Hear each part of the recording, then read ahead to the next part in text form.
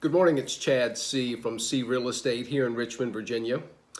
And I often tell clients as we enter a contract to buy or sell a house that we're off to a great start. Otherwise, we wouldn't advise that they enter that contract. That we're off to a great start, but it ain't over till it's over. And there's a few things that can impede the way to a successful closing, and one of them is an appraisal. And if there's financing involved, and sometimes if there's not, there will be an appraiser who goes to the property that's being sold, does a formal appraisal on that property, has to prove it's worth what we're selling it for, or the bank won't loan the money, or the buyer will have the right to back out of the contract. So nothing that can't typically be overcome. In fact, most of the time, if a appraiser does not prove it's worth what we're selling it for, we negotiate and we work it out and we press on, but not always.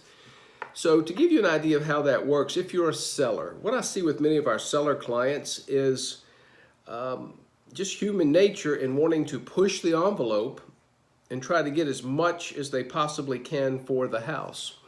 And in a market like we're in now, where the values are steadily going up, people raise up the ante, if you will. They raise those asking prices, and where there is an increase in market values, that's typically not a problem. Appraisers understand what kind of trend is going on, and oftentimes can find comparables to support a little bit of a higher sales price than the last one that sold that was similar, but not always.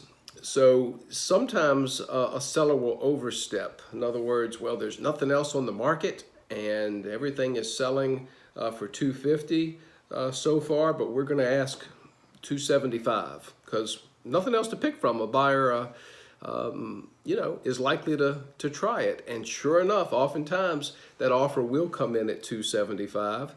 And we prepare our seller clients, if we do push the envelope that way, that the appraisal could be a significant hurdle. And it's important as a realtor to let the client know what might be coming. And in the instance I just gave you in that example, if that appraisal comes in at $255, let's say, we want to have prepared the seller for the fact that that might very well happen and that might be as much as the house is worth at this point. And oftentimes with that background, sellers will, they'll understand that it is what it is, and make adjustments to try to meet that buyer and move on to a successful closing. Not always, though, do they agree to do that. Now, there are times when we're representing sellers, the appraiser goes out and we're sure it's worth $255, and this appraisal comes in at $240 or something that's truly wrong. So then the game becomes one of trying to send that appraiser information to help him or her realize that the value is what we were selling it for. And oftentimes an appraiser will adjust and come on up to what the contract price is, not always. So that's a little bit of what it looks like from the seller's end. From the buyer's end, sometimes we'll see buyers in a competitive market like this under the advice of their agents, and it can be a good strategy to offer a little more than even what the seller is asking for the house. And the buyer is made aware, hey, this is something you can do to secure the house, to win the contract, especially if there's competing offers. But do understand that this appraisal is coming along, and a buyer can be counseled that it's even a safeguard for them. When they're told that, hey, your lender's not going to let you pay more than it's worth. And if it doesn't appraise for that, the seller's either going to have to reduce the price or let you out of the contract. So it's sort of a safe posture for a buyer to take, and a way that can allow them to win the contract.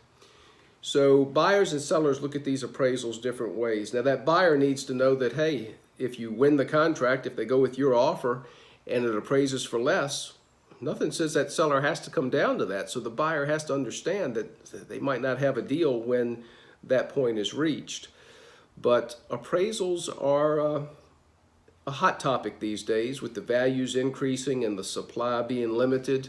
It's an important part. I've got a client right now here in the Richmond, Virginia area, going to North Carolina, and they're scheduled to buy a house, close on it. I think it's this month, and sure enough, the house didn't appraise. What I just described to you happened. They were in a competing situation, and they're not sure at this point that the seller will come down on the price. They're not sure that they're able to do something to make it work. So it can create some stress. But again, the vast majority of the time we get right through it and everything goes well. So a little bit on appraisals this morning, and I hope you have a great week.